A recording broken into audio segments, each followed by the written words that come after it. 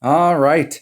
So I shot a video earlier last week. I think it was on Monday after the last tournament about cheating. Like, what's cheating? So, by Playdemic's rules, it says we take cheating extremely seriously and we will always do everything we can to ensure that every Golf Clash player plays by the rules. Please note that engaging in any of the following actions is deemed as cheating: the use of third-party apps, software, programs that include hacks, bots, or tools designed to modify game content or data, knowingly exploiting an in-game bug or issue. If you're hacking the game, you're cheating. And I know over the years there have been different things that have gone on that have caused problems. Different people doing different types of cheats, perfect shot cheats, and all kinds of stuff. And I have never participated in any of that stuff. One tournament, Golf Playdemic came out with an update, and on Monday there was a bunch of people that played. If you played early on that Monday in that tournament, there was a bunch of people that qualified that got their accounts frozen. Thousands of people, because the update was two of the three par threes. It gave me that hole twice, and I have no idea what happened. I don't know if my opponent did the cheat and I got caught up in the loop and I got back on the hole again, but I got a birdie both times through and nothing was different. But from Playdemic's perspective, they couldn't tell. So everybody who qualified on that Monday got their accounts frozen for a week. Sunday night at midnight at 12:01, when the tournament was over, the accounts came back online. So that's the deal on that. So if you're using something like that, you're cheating.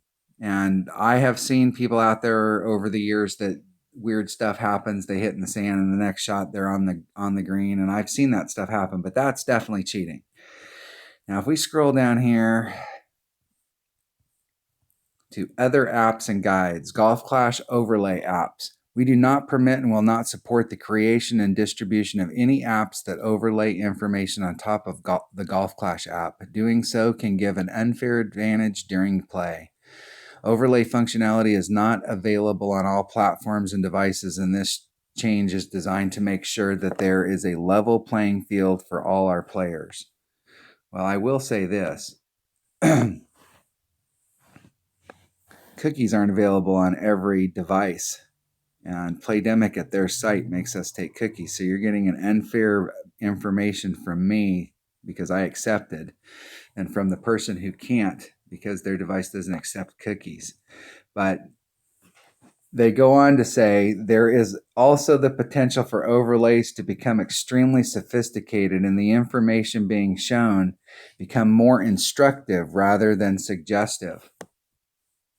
And I will tell you right now, I've been using this overlay since the game started because Golf Clash Notebook to me was the greatest site ever. I don't know the people who created Golf Clash Notebook. They've never talked to me or reached out to me, but I love Golf Clash Notebook. And so I wanted to be able to use that. And I looked specifically for something that would give me access to a good pen so that I could write on the screen and I could demo shots and show angles and show stuff and try and help people out because I wanted other people to get involved in the game too. The more people that play, the better, right? Even though some of them don't like me, that's fine.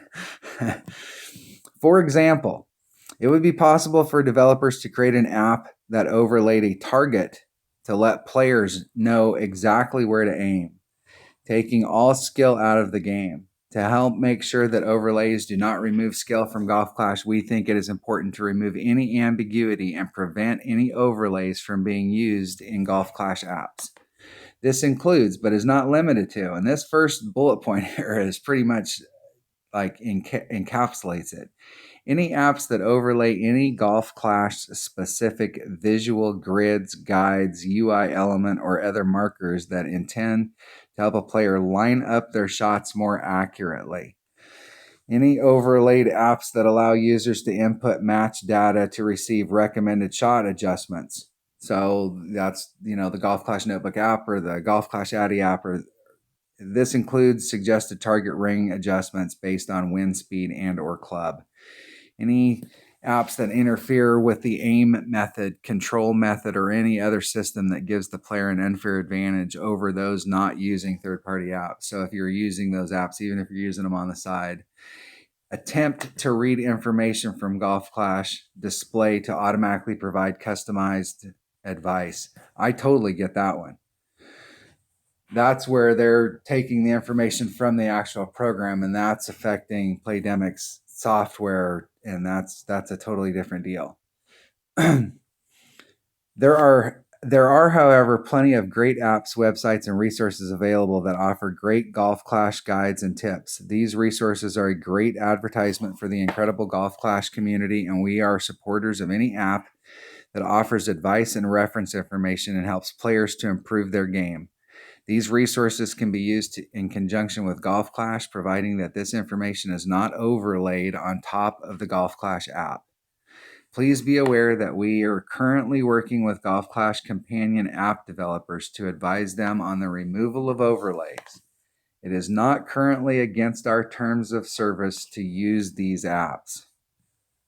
Okay, so we have a cheating section, and then they have a section on what their rule is on how they would like you to play their game. So this is kind of like the PGA coming out with some rule and saying you guys can measure distance, but you can't measure elevation, and we get pissed about it. So in the real world, they'll send people with horizontal line closed or vertical line closed to stand at certain spots, and they will get that information because they're competitors. But what they're asking us to do is not do that and play the game. Because let's talk about that first bullet point. Any apps that overlay any Golf Clash specific visual grids, guides, and let's go look at a visual grid. Where are my photos? They're in here, right here. So let's go to this one right here. So this shot right here, I made a curl line grid. And that curl line grid, when your ball is right dead center in the middle of the target and you're not rubbing up against any nub, you're perfect. It's perfectly dead center in the middle of the ball. Max curl, the ball is on the outside of this line. So the ball is completely on the outside of that line on max curl. And they are equal distance apart. So now I have a way to measure curl. I tried several different vertical lines, and I think if you were using this to start off with, it's best to break into it and get used to having it on there.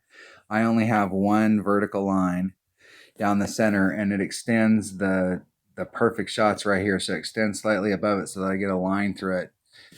I'm an older guy. That little dot right there gets a little fuzzy sometimes, so I have to look at it at a certain angle and make sure that I got everything right. But with that line going through there, it gives me a better target. My eye can focus on the line better than the fuzzy little dot.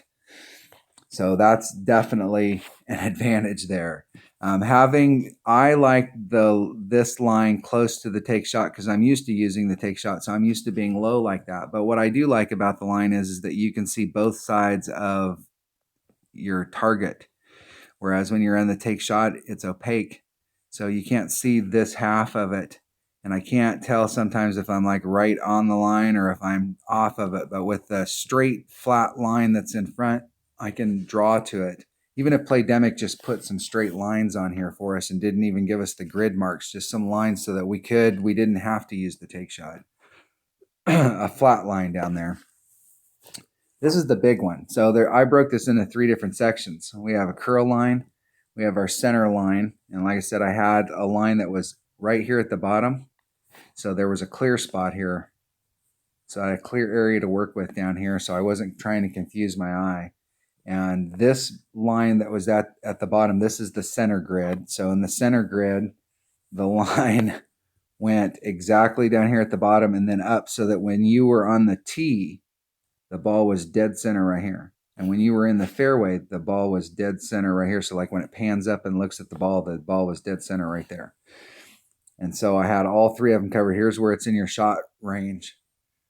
And the straight line extending up. So this is the center line, this is the curl line, and then this is the big one right here. It's the wind line. So originally the wind line, as it was demoed, was just a straight line going through, and you're trying to get the tip of the arrow to go to the straight line.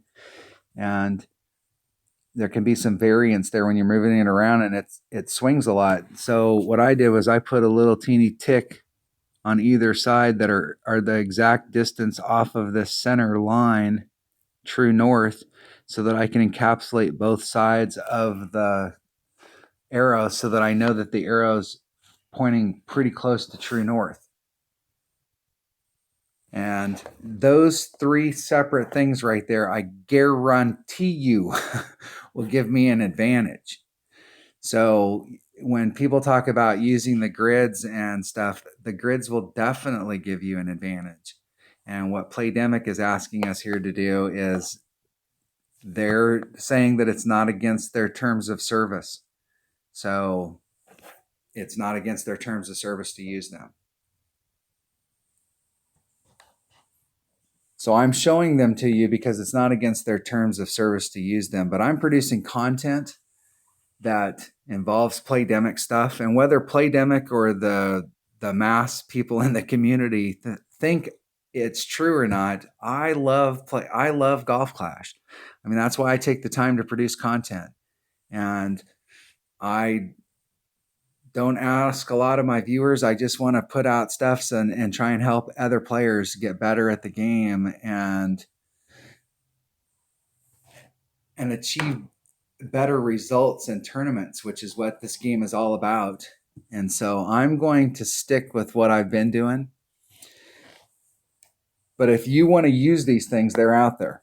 And Playdemic, it is not against, I am not a lawyer and I cannot advise you on what to do, but it says right here, it is not currently against our terms or service to use these apps.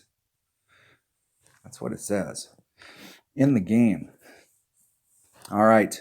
I just wanted to clear up because I wanted to get it straight because we're coming into the tournament. I shot some stuff on Monday and I tried out the grid to see how I liked it. And I will tell you, I absolutely, and I was still trying to get used to it, but I absolutely understand why Playdemic, how it does, it changes the game. So you now have, the big thing for me is that you now have a curl line. I mean, you can take all the rest of that stuff out of there, but there's a lot of those shots that I'll do max curl on only because it's safer to do either no curl or max curl. So when you're trying to line those shots up and you say the word curl, the reason that curl is a big variable is because we have no way of measuring it unless it's at 0 or max. So having something down there where you can go back and go, hey, I'm 2.5 off or I'm whatever, and you can go back to that same exact spot. That is definitely something that can improve your game. And I totally understand why Playdemic, how I understand Playdemic's perspective on it. It does change the game. So I'm going to keep doing the stuff the way I'm doing it because I want to give everybody out there something that where they can look at it and say, hey, this is a way that we can set it up and we're not using that stuff. Or if you just don't want to spend the money on that stuff. My stuff is with a piece of paper and a pencil. So everybody should have those, and that should be readily available if you have a device that you can play this game on. All right. That was just my thoughts on the process. And we're in the tournament and I ended up, here's how my Monday went. I came in with my practice account with the full intent of just practicing. And I ended up qualifying with a 14 because I waited too long. And then I went in with my 77 account and I played. And then I played my 99 account. And so my 99 account, I played all 9 holes, and the 9th hole, the video got corrupted. So I need to go back and put it together based off of the replays and shoot a video for it. And then in my 77 account, I went in and on hole 3, because I qualified my odd account, I went in with the full intent of just practicing. And I hit an Albie on hole number 3. And then I didn't pick up the 2 mid par 4s. And then I got to hole number 8 and I was like, do I do this or do I not do this? And then I went, okay, I'm just going to go for it because if I make the hole in 1, then I make the hole in 1. But if not, I'll just forfeit and I'll just practice. And I hit the hole in one. So all I had to do was go to hole number 9 and get an eagle, and I shoot a minus 15 with an Albie tiebreaker, which is like, like that was the score I was looking for. Even though I dropped the 2 par 4s, I was able to pick it back up, and I got to hole number 9 and got a disconnect. And ended up with a bogey, and that put me at minus 12, and I qualified. I qualified 6th, and I think it was like there was like 7 or 8 people at 6th, though. It was not good. No bueno. All right. I will catch you guys in the opening round. I'm going to shoot my pin chest, so I'm going to post another video here pretty soon, and I'll play some Tour 5 and see what's going on out there. Thanks for watching.